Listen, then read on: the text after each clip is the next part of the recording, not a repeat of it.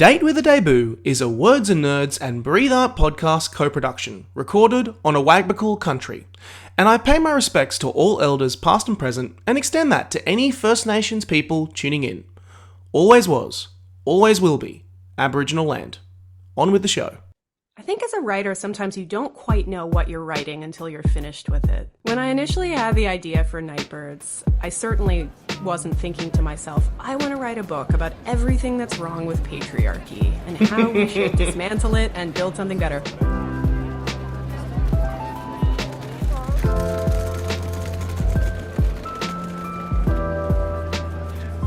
Hello, I'm Nick Wasiliev, former host of Tell Me What to Read, author of When Men Cry, and I'm continuing my mini-series with Words and Nerds, shining a light on debut novelists and their journey to publication. If you're looking for a new book to devour, this is the place to be. You're looking for writing inspiration, this is the place to be. This is Date with a Debut, because nothing hits you like a first impression. And for our next episode in this series, I'm joined by Kate J. Armstrong, former high school teacher, non-fiction book editor, originally from Virginia over stateside. She's the host of many podcasts, including the Explore S podcast. And we're going to talk about her novel, Nightbirds, which we'll be discussing today, published by Allen and Unwin. I haven't dived into the world of YA yet on this podcast, so I'm keen as a bean for this chat. Kate, welcome. Thank you so much, Nick. I'm very excited that your first YA on the show is little old me and my book about magical girls, and I'm thrilled to be here. You're very, very welcome. And I will also just start saying, I know that for podcast purposes, it's only audio, but this cover's beautiful, by the way. Isn't it? It is so gorgeous. I have so Thank many you. questions, so many amazing YA books out there, and I love it. And it's one of those cases where if you go judge a book by its cover, this is a great first impression. In typical date fashion, I've touched on it a little bit in our intro, but start off by telling us a little bit about yourself and how you came on this writing journey that became Nightbirds. Okay, well, I grew up in the US of A outside of Washington, D.C. I grew up mostly in Virginia, and I was always a voracious reader and writer. I wrote mostly short stories and poetry, and I've always thought of myself as an author. I always nursed a secret dream to be a novelist, but I think I got to high school and I was reading so many wonderful books. I had some really great teachers who gave me amazing books to read, and I started to get a little self-conscious and to worry about what if I try to write a novel and I'm not actually very good at it? This insecurity got more intense when I went to college, and I was a lit major, writing and literature. And so again, was reading lots of great books. And I think I just got all tangled up with my perfectionism, and I was worried that I wasn't going to be good enough to write the book that was in my head. So it wasn't until I left college, a couple of teachers of mine convinced me not to go to grad school and instead to go traveling, which was a great piece of advice, I have to say. I grabbed a backpack and I traveled solo across Europe, which, to Australians who are listening, it's like, yeah, most of us have done that. Whereas for me, Americans don't do it as much. And it felt like this massive leap into the unknown.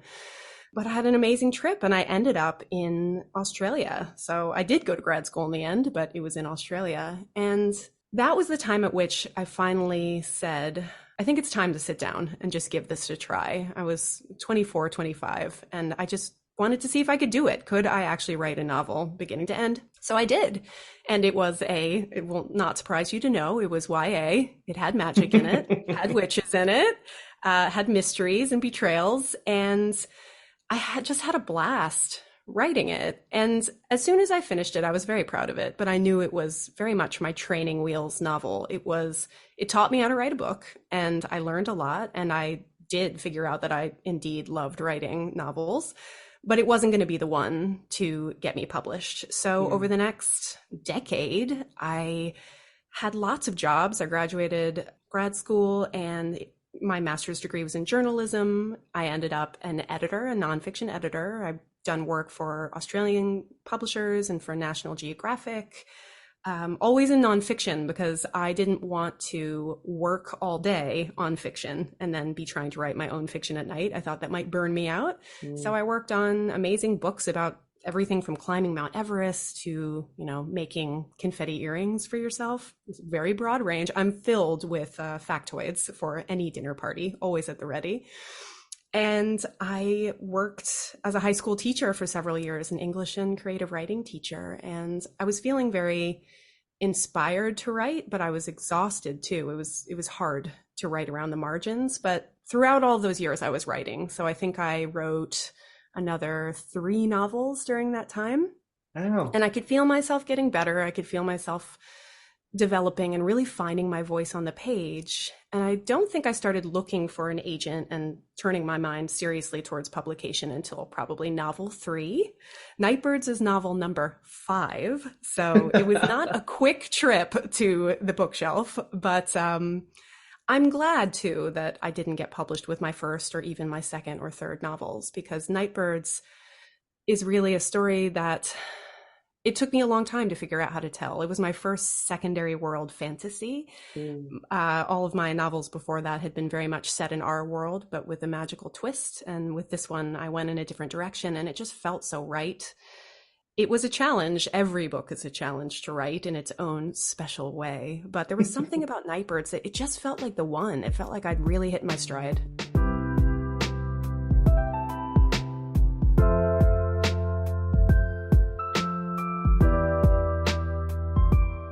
Tell us about your 5th book that you finally got to, Nightbirds. What is the pitch? Okay. So Nightbirds is a 1920s tinted fantasy. So you have a world where there is a prohibition, but it's not on booze, it's on magic. And in this world, there's a group of girls called Nightbirds who can gift you their rare type of magic with a kiss, which they will do for a price. But first you have to find them, and their identities are their city's best kept secret. Their faces are hidden behind masks, and they are guarded by the city's great houses. So the idea with the Nightbirds is that they will, for a couple of years, they will gift their magic to members of these great houses in return for protection from the many, many people, including the church, who would wish them ill if they were discovered. And at the end of all of that, they will marry into one of these great houses and pass their magic on to the next generation. But these particular girls, when a political conspiracy threatens to unmask them and they have to go on the run, they start to realize that there was a lot about their magic that has been hidden from them. And they start to wonder if the Nightbird system is actually a gilded cage rather than protection. There's a lot in this book. There's a lot to unpack. And I feel like I just kind of want to dive into it straight away before I want to talk about this world you've created and these characters you've created. But the themes in this book. This is a book about sisterhood, about feminism, about politics, and also a book about breaking down patriarchal systems, which I love. The allegories are bubbling just beneath the surface of this world, but I love that because... Thank you for noticing. I love it because I also think that right now we live in a time that I don't think deserves subtlety. And we need art and storytelling that looks us directly in the eye unflinchingly and tells us to fix these problems. And I imagine book number 5 in terms of your journey, but you would have been, I just want to know the space that you were in when you were incorporating all of this into your story, because I imagine it would have been just such an interesting place with all the stuff that you had to say. Yes. It's funny because sometimes you don't, I think as a writer, sometimes you don't quite know what you're writing until you're finished with it. So when I initially had the idea for Nightbirds, I certainly wasn't thinking to myself, I want to write a book about everything that's wrong with patriarchy and how we should dismantle it and build something better. I had the idea for Nightbirds when I was hiking up a mountain in Montana. A very unlikely place to come up with Nightbirds, but I just had this image bloom in my head of a girl in an opulent room. She was wearing a mask and she was kissing someone who had paid for the privilege. And I knew that he was there to take something from her, some kind of magic, something coveted and illegal, something precious. But I also had the feeling that she was claiming power in that exchange as well. I was interested in how the system in which this girl was operating, it was clear to me that it was either protective and empowering or exploitative, depending on which way you turned, which way you turned the situation to the light. And I was really interested to find out that girl's story, what she was doing there, what she was gifting, and what she was taking.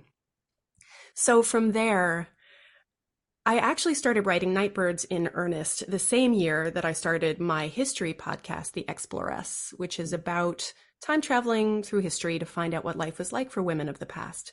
And I was reading so many stories about the many hurdles and frustrations that women throughout time have experienced in many different cultures, times, and places. And I found myself particularly fascinated by stories of courtesans, because I think it is a job that historically has given women a lot of power and influence. Sometimes in certain situations, you had the ancient Greek hetairai. They were women who had the ears of politicians and statesmen and philosophers. They had more freedom, more money, more independence than any other woman in the ancient classical world. And yet it's also a job and an occupation with a lot of dangers, where people can be easily exploited and aren't always protected, right? So, and they're seen very much for what they can give to others rather than what they can do for themselves. And all of that was swirling around in my mind as I was writing this story about magical girls. And I was thinking a lot about my own experiences as a teenager, the frustrations I experienced of being judged based on how I looked and how I made other people feel, being talked down to, being belittled, being told to smile more and be pleasant, and that it was essentially, it's implied, I think, still for especially young women, that they should be making other people feel comfortable and that they have to smile and, that they have to put other people's needs before their own. I think there are just so many frustrations that I have experienced that ended up in the book. In chapter 1, all 3 of our protagonists have an experience with a privileged, rude man. Yes. that I or one of my friends have had exactly that same experience. And so as I was writing the book, all of that was swirling around in my mind. I knew I wanted a story that expressed those frustrations, but also a story about young women finding their own way in the world, pushing back against other people's expectations and their needs, and starting to ask, what if I stopped giving my power away to other people and instead we started keeping it for ourselves? What could we do then? Just also your dichotomy of it. The Nightbirds are people with incredible power, but by extension, the world almost is an objectification, treats them as an object. It's an objectification that it gives you you can feel that rage that these characters experience. We'll try and keep it as spoiler-free as possible, because short answer, I want our listeners to go and read the book. But the 3 Nightbirds that you start, the 3 Nightbirds, I'm going to butcher the names here, but I'll try my best. Matilde, Aisa, and Saya. Have I got it right in terms of pronunciation? But you tried, and I appreciate that. Yeah. That was in my head when I was reading it. They're such fascinating characters. And it feels like this going into this ball, they're enjoying this last moment of freedom before they fall into this objectification trap, bargaining chips in the world of powerful men. How the hell did these characters come to you? That's a good question. Well, Mathilde came first. She is our privileged, gilded, spoiled, rich girl. I think she came to me first because she has bought into the Nightbird system hook, line, and sinker. She is a legacy Nightbird, so a Nightbird's magic passes through the blood from woman to woman through bloodlines. Her grandmother was a Nightbird, and she has been for a couple of seasons already. And she is someone who thinks the Nightbird system works. It keeps the girls protected, they're cherished, they're treasured. Mathilde finds a thrill in giving her magic to other people and to see the kinds of things they can do with it. She doesn't see anything wrong with the system. It works for everyone, supposedly. The one thing she has a bone to pick over is there is this pressure that at a certain point, a Nightbird will marry a suitor from the great houses. And while she does have some role in choosing who that will be, he's not choosing her, Mathilde de Natris. He's choosing the goldfinch or her nightbird persona. So they're essentially Yes. paying for the privilege of buying her. She has some problems with that.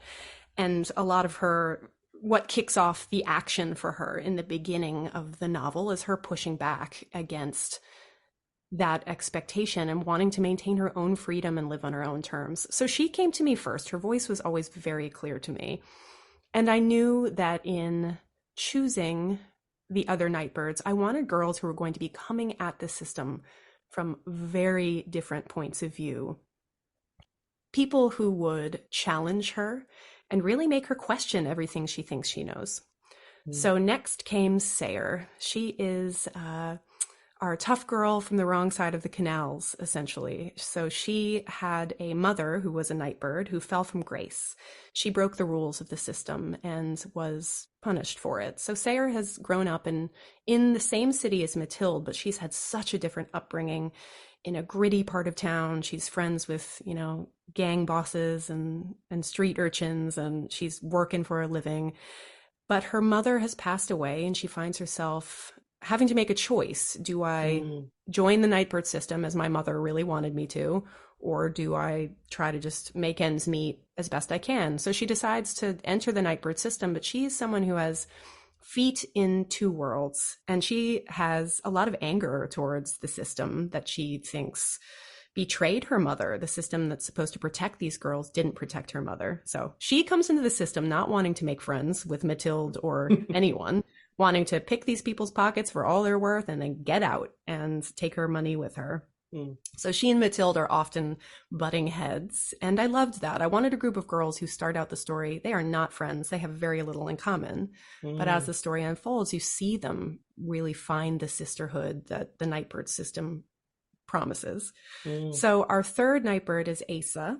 And look, that is a name that on the page, who knows how to pronounce it? Her name is really a choose your own adventure, but in my head, it's Asa. She comes from the Ilish Isles. So in my head, the Ilish Isles are kind of like an even smaller and more rural version of Ireland. So we've got this teeny windswept island on the far side of the Udayan Republic. And she is just such a fish out of water. She's the newest Nightbird. She barely speaks the Simpton language. She feels totally overwhelmed by all of this newness. And she has a real sense of guilt about her magic. So she was brought up by parents who were avid churchgoers, and the official church of Judea preaches that magic is not just illegal. One of the reasons it's illegal is because magic is, what am I trying to say? Blasphemous. Yes. Its magic is holy. So magic itself is holy, right? And it's something that isn't meant to be touched by human hands. And those who use magic are actually corrupting it, and it corrupts them. These are the beliefs that she was brought up with. And so she has this real sense of guilt and concern about what is this magic going to do to me, and what happens if I give it to other people? Am I corrupting their souls? So that's something that Mathilde and Sarah don't think about at all, but Asa brings that to the table and forces them all to grapple with the morality of their magic. So these are three girls who are very different, who push and challenge each other. But I love a story where you've got people who can barely be in the same room together, really, without getting into an argument. And then as the story goes on, you see these connections grow, and they really become sisters. They find family and support and power in each other. I wanted a story not about girls competing, but about the strength of female friendship and what happens, the kind of strength you can claim through friendship and found family. And the fact that you've picked these girls, I could tell you've really put where they're coming from. Each one comes from a different perspective on this, not just on this system, but their own backgrounds and where they come from. I love the way that intertwines in that relationship, and the way that the different backgrounds often affect how they react in certain situations in certain ways. I honestly could talk to you about these characters and also how they grapple with all of the stuff that goes on as the story unfolds, for lack of spoilers. But I also want to ask a little bit about this world that you have crafted and created, because of course, there is the political intrigue and examinations of patriarchal systems, but also what I love that you've done is you've walked a tightrope. It isn't done in the sacrifice. There's a good story at the core of it that allows these themes to come out so well.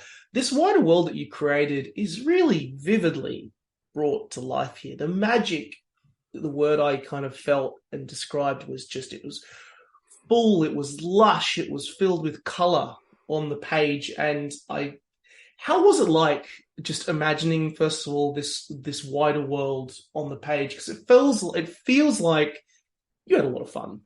You had a lot of fun writing this Oh, world. I surely did. I surely did.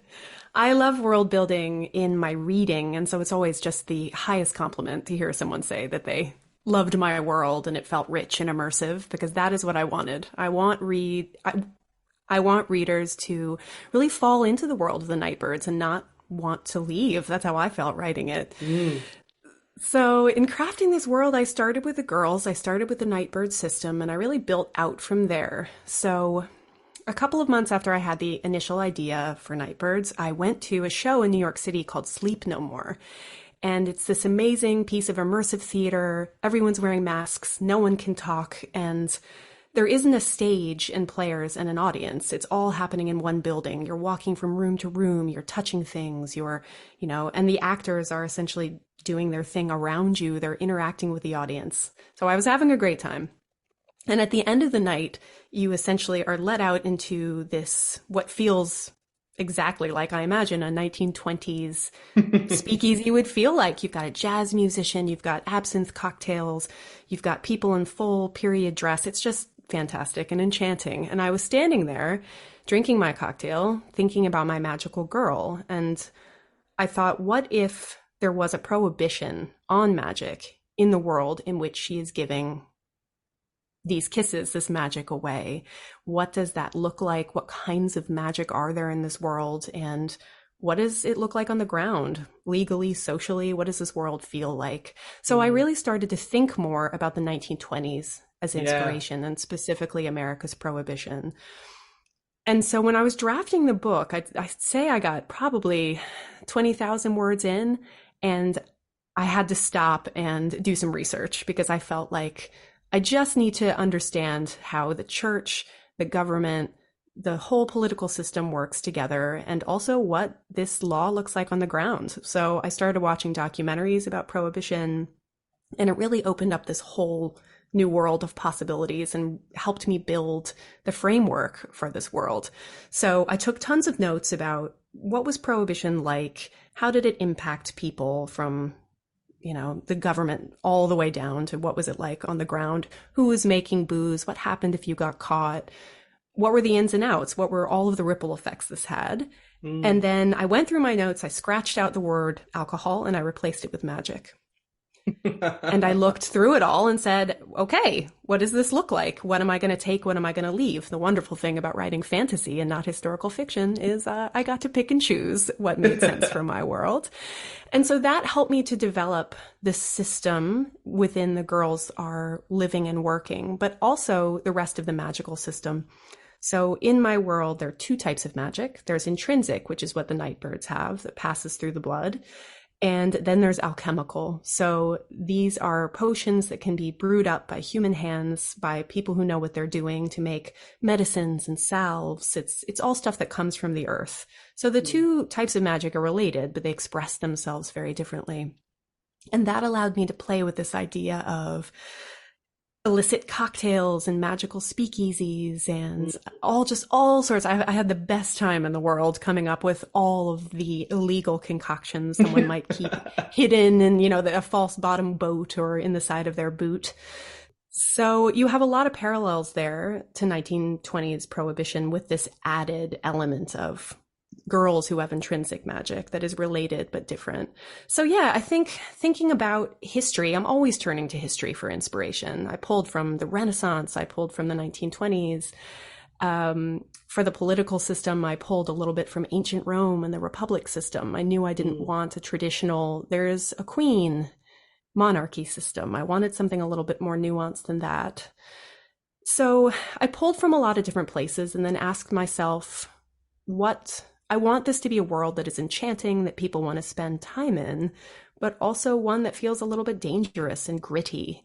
When I was a high school teacher, I used to teach The Great Gatsby. And one of the things I loved about teaching that book was there is so much glamour in it, but there's always this feeling that if you peeked behind the glittery curtain, there's what's back there, Yes, what's back there?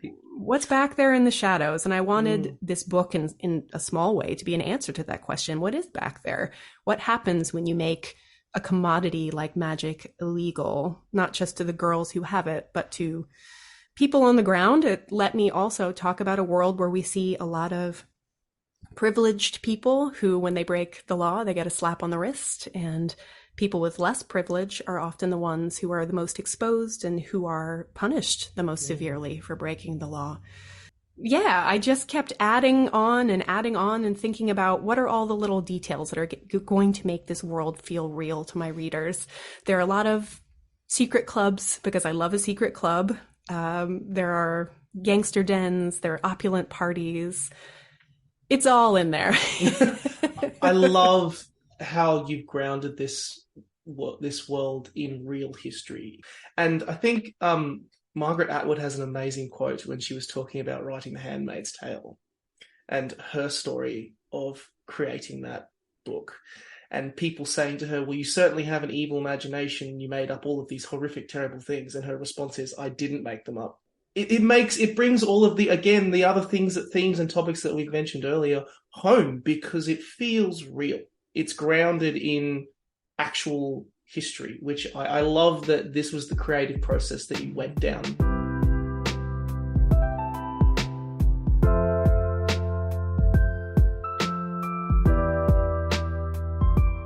I want to ask you a little bit about your actual journey to publication because a little bit more. I want to delve into that a bit more because you had 5 books. You wrote you kind of went through that process, and this was the book that you finally realized, okay, this is the one that I'm going to try and take. What happened then? Where did you go? How did it end up on the table in the hands of Alan and Unwin? Okay, well, so I got my lovely agent, Josh Adams, with book number 4, which was a very different book to Nightbirds, but I had spent a long time on it, was very passionate about it, and we sent it out to editors. I had this impression that once you get an agent, you're in. It means all your books are being published. Right. Yes. You're laughing and looking at me sorry. Oh, honey. I sorry. Know. So yes, I thought, okay, I'm in the door. This book is getting published. Someone will publish it. I'm there. I'm ready. I'm ready to be famous. Got my sunglasses on. It did not sell. And I was devastated. And I thought, okay, so I have an agent, I'm in the door, but it doesn't mean that everything I write is going to end up in readers' hands. And that was a lesson that I had to learn, and I'm glad I learned it. Luckily, I was already working on Nightbirds. And when we sent out book number 4, we'd sent the first couple of chapters of Nightbirds to editors, and we got a lot of really great feedback from them saying, this particular book isn't for me, but that Nightbirds, when you're done with that, send me that because that looks great. And it seemed to, even though it was only a couple of chapters, there was something about the book that seemed to be striking a chord. So that gave me the confidence to keep going and to get it ready to send out. So when we sent it out, I think that was at the beginning of 2021, my agent started sending it to editors.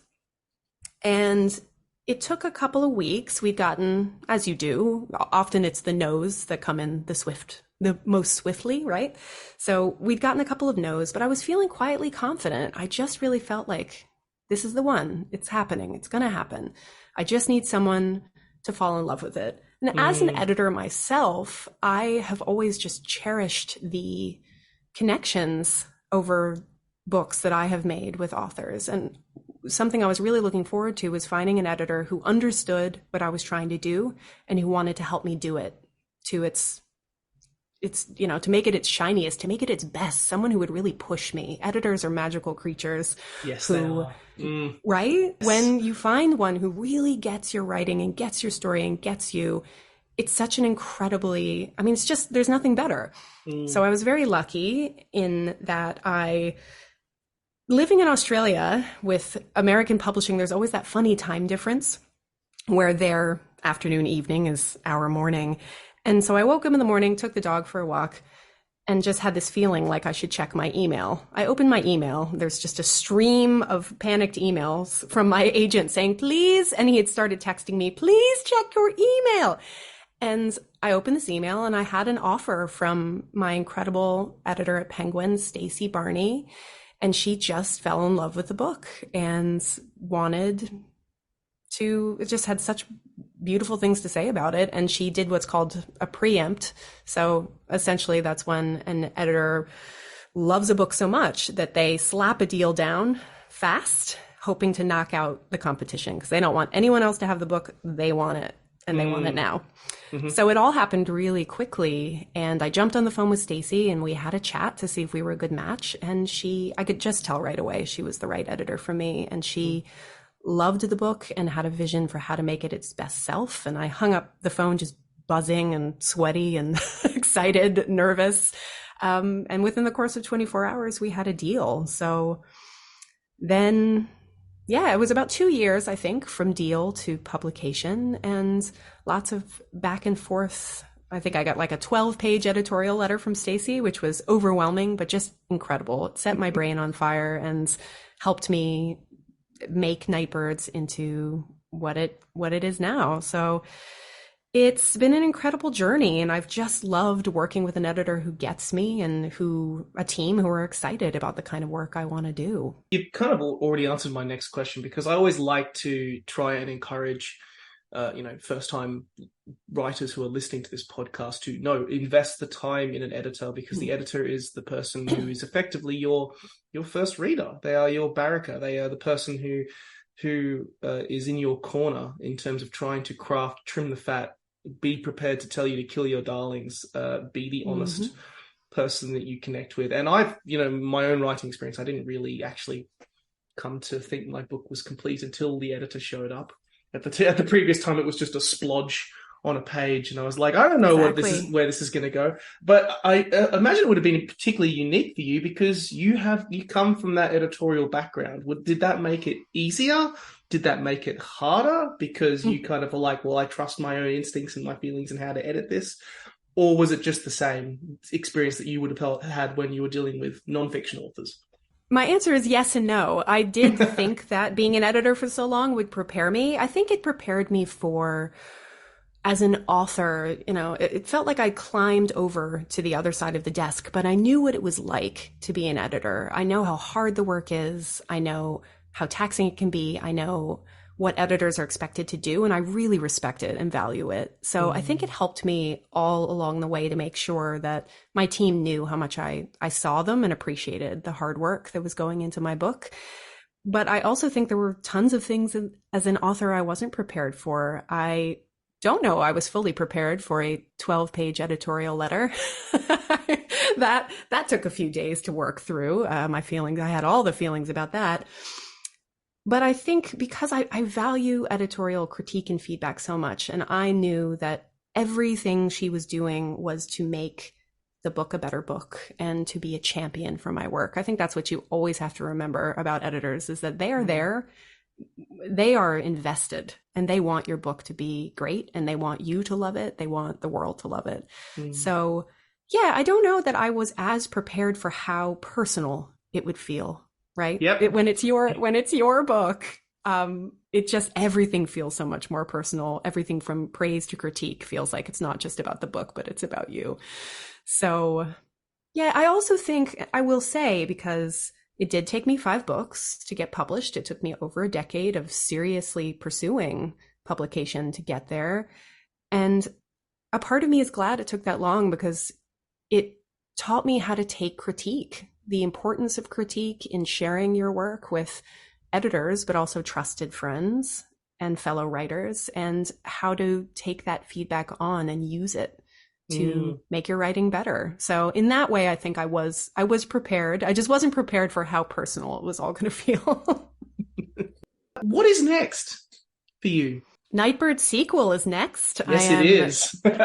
I'm waist deep in revisions for Firebirds, it's called. And I'm so excited to get to stay in this world and continue their journey. I'm so excited for readers to find out what happens to the Nightbirds and the kind of incredible feats they are able to perform, and just everything that's coming for them. I'm thrilled that I get to do 2 books in this world. So yeah, that's what I'm working on now.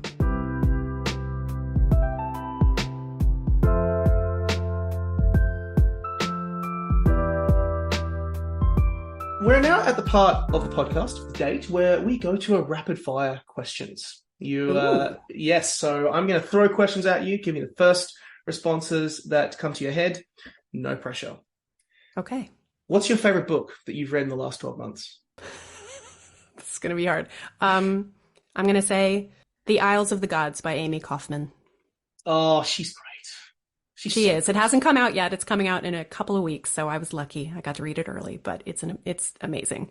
I had the pleasure of chatting with her so many times. She is just unbelievable. Like, I see personal author aspirations and goals, and I see Amy. She's just so good. She is delightful. She's a good friend and mentor, and she and I actually have a podcast called Pub Dates that for the last year, we're essentially taking readers behind the scenes on the publication of The Isles of the Gods and Nightbirds. So if you do pick up Nightbirds, you might want to go and get a peek behind the curtain. Listeners, we'll include a link to that in the description, so you can go and check that out. Do you have a favorite word? Akimbo. Oh, that's a great word. Yes. I try to work it into every single novel. Just the Because why not? Yeah, that's great. I love that. Where's your favorite place to read? In bed, on the couch, or out the back in the shade on a sunny afternoon? Out the back, for sure. I love being outside as much as I can. Favorite trope? Only one bed. Only... A very specific romance trope. Yes. Only one bed. Do you have a favorite beverage that you like to read with? Well, I prefer a cocktail. It depends on the time of day, I suppose. I love to read with a cocktail if it's in the evening, and I love to read with a coffee if it's the morning. What's the best debut that you have ever read? Ever? Ever. So I'm talking like contemporary, or it could be a classic. What is the best debut book that you've ever read? I'm going to say Captive Prince by C.S. Pacat. So good. I've read the series twice. I will read it many more times. The fact that was her first novel absolutely blows me away. She is a master. And then lastly, you hop into a lift and your absolute hero is in there. Who is it? This is a difficult question. My mind immediately goes to someone historical who's not actually alive now. Oh, you can say that. You can have them in there. Anyone. Could be fictional if you wanted. Oh, wow. This is just a world of possibilities. Okay, the first one that came to mind, so that's what I'm going to go with, is Cleopatra. Love it. You've got time for one question. What is it to ask her? If you woke up tomorrow and you had a tail, what kind of tail would it be? That's a great question. It's my favorite icebreaker question. What kind of tail would you have, Nick? I don't know. That's a great one. Like, I do like a nice lion's tail. Like, it's like, I don't know, there's something about the lion's tail that just feels balanced and calm and part of who I am and relaxed. But there's so many great tails that you can work with, because there's a monkey's tail that enables you to like hang from a tree. Suddenly you've got me thinking about it now. I would have asked Cleopatra what floor you're going to. I could honestly chat to you all day, but I am aware that you are incredibly busy. You've got much to work on. You've got a sequel to write. So I'll simply finish by saying to all of our listeners, go and get Nightbirds. It's published by Alan Unwin. And if you like the show, drop words in as a review. Let us know what you think and who you'd like to hear from next. Kate, it has been an absolute pleasure. Thank you so much for coming on. Thank you. It's been a delight.